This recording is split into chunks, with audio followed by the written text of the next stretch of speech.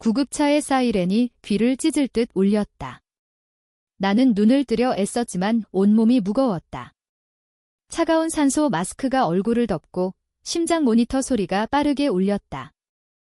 세은 씨, 깨어났어요. 진정하세요.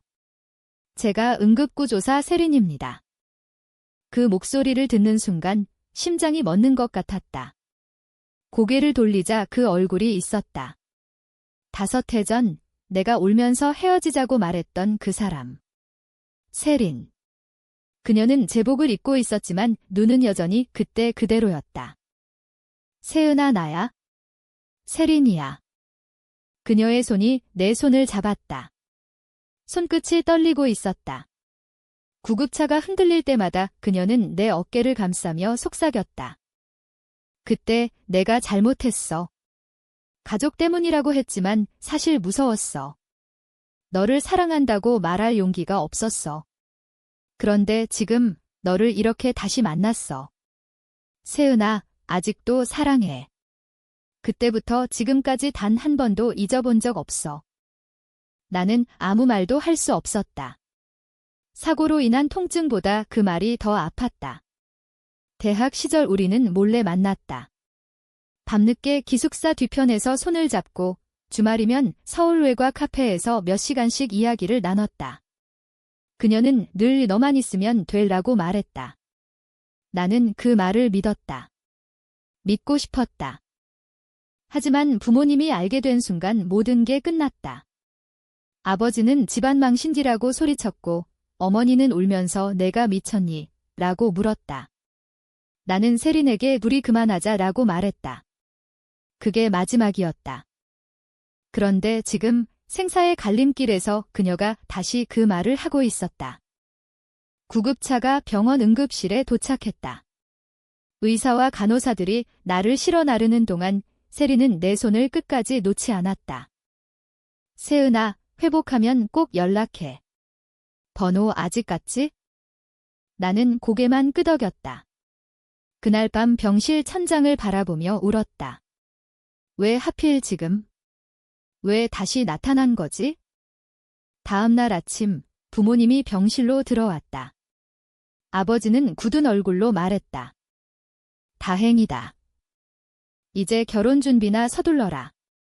민준 씨 부모님이 기다리고 계신다. 민준. 아버지가 정해준 상대. 나는 아무 대답도 하지 못했다. 머릿속에는 세린의 눈빛만 가득했다. 퇴원한 지 일주일 후 나는 병원 근처 카페에서 세린을 만났다. 그녀는 평소 입던 청바지에 후드티를 입고 와 있었다. 미안해. 갑자기 불러서. 아니야. 내가 무사해서 다행이야. 우리는 한참 아무 말도 하지 않았다. 그러다 세린이 먼저 입을 열었다. 그날 구급차에서 한 말 진심이었어. 하지만 강요하고 싶진 않아. 내가 원하지 않으면 그냥 모르는 척할게. 나는 커피잔을 내려다보며 말했다. 나도 아직도 너를 사랑해. 그런데 무서워. 가족이, 사람들이 알면? 세린은 조용히 내 손을 잡았다. 천천히 생각해. 내가 기다릴게. 그날부터 우리는 다시 조심스럽게 연락을 주고받았다. 문자 한 통, 짧은 통화. 하지만 그 작은 행복조차도 두려움으로 가득했다. 한 달 후, 나는 세린과 서울 외곽 작은 공원에서 만났다. 밤 11시, 사람 없는 벤치. 그녀는 따뜻한 커피 2잔을 들고 왔다. 추우면 안 되니까. 우리는 나란히 앉아 한참을 이야기했다. 대학 때 추억, 헤어진 후 각자 어떻게 살았는지. 세린은 EMT가 된 이유를 솔직히 말했다. 너를 구하고 싶었어. 그때 내가 너를 지켜주지 못했으니까. 나는 고개를 저었다. 그건 내 잘못이 아니야? 내가 도망친 거지? 그날 우리는 처음으로 다시 키스했다. 아주 짧고 조심스러운 키스였지만 그 순간 세상이 멈춘 것 같았다. 그러나 행복은 오래가지 않았다. 어느 날 내 절친한 친구 지은이가 갑자기 연락했다. 세은아, 너 세린이랑 다시 만나고 있지? 나는 깜짝 놀랐다. 어떻게 알았어? 지은이는 한숨을 쉬었다. 어제 병원에서 세린이랑 같이 있는 거 봤어. 그리고 내가 실수로 민준이한테 말했어. 민준. 그 이름이 나오자마자 등골이 서늘해졌다. 다음 날 아버지가 집으로 나를 불렀다. 민준 씨가 너랑 다른 여자가 만나는 걸 봤다고 한다. 사실이냐? 나는 아무 말도 하지 못했다. 아버지는 책상을 내리쳤다. 집안 망신이다. 당장 그만둬라. 아니면 너도 이 집에서 나가.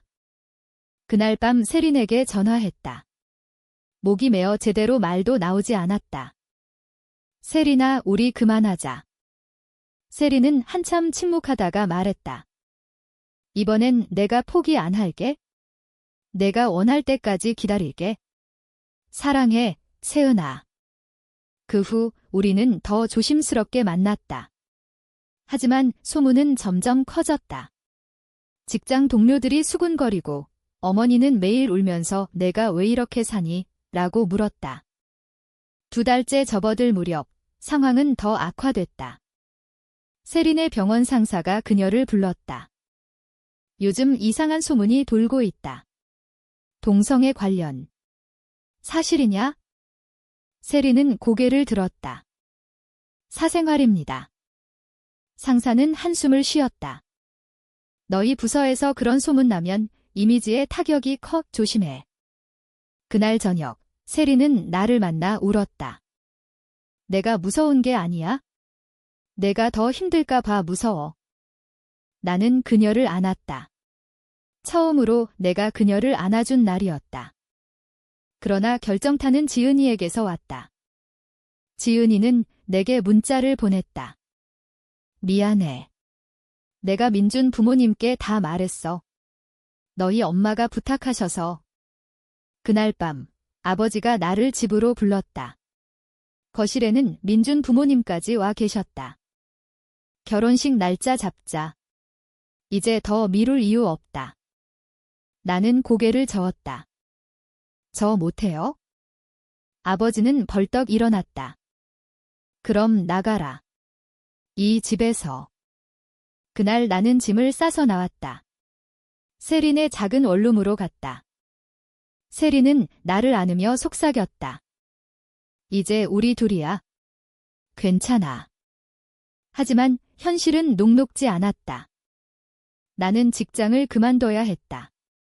소문이 퍼지면서 상사가 조용히 그만두는 게 좋겠다고 했다. 세린도 야간 근무로 밀려났다. 가족은 완전히 연락을 끊었다. 어머니는 가끔 전화해서 울기만 했다. 내가 왜 이렇게 사니 엄마가 죽을 것 같아. 어느 날 민준이 직접 찾아왔다. 세은아, 아직 늦지 않았어. 나랑 결혼하면 다 용서해줄게. 나는 단호하게 말했다. 미안해. 난 세린을 사랑해. 민준은 한참 나를 바라보다가 돌아갔다. 그날 밤 세린과 나는 처음으로 크게 다퉜다. 내 때문에 내 인생이 망가졌어. 차라리 내가 사라질게. 그만해. 나도 선택한 거야. 우리는 서로를 안고 울었다. 겨울이 왔다. 세린은 결국 병원을 그만뒀다. 새로운 EMT 센터에 지원했지만 번번이 떨어졌다. 나는 프리랜서 번역 일을 시작했다. 월세 내기에도 빠듯했다. 그러던 어느 날 어머니가 갑자기 병원에 입원했다는 소식이 들렸다. 심장마비였다. 나는 병원으로 달려갔다. 아버지는 나를 보자마자 말했다. 너 때문에 엄마가 이렇게 됐다. 나는 병실 문 앞에서 한참을 서 있었다. 세린이 내 손을 잡아주었다. 가, 엄마한테 가. 병실 안에서 어머니는 나를 보자마자 울었다. 미안하다, 엄마가 너를 너무 몰아붙였어. 나는 어머니의 손을 잡았다. 엄마, 나 세린이랑 행복해. 그게 진짜 나야. 어머니는 한참 후에 고개를 끄덕였다. 그래, 내가 행복하면 그게 제일이야. 그날 이후 아버지도 서서히 마음을 열었다. 완전히 받아들이진 않았지만 적어도 죽지 말고 살아라는 말은 해주셨다. 지금 우리는 여전히 작은 원룸에서 산다. 세리는 다시 EMT로 일하고 나는 번역 일을 계속한다. 가끔은 여전히 두렵다. 하지만 매일 아침 눈을 뜰 때마다 세린의 얼굴을 보는 게 행복이다. 마지막으로 한 가지 묻고 싶다. 가족의 기대를 저버리고 진정한 사랑을 선택하는 것이 과연 잘못된 선택인가?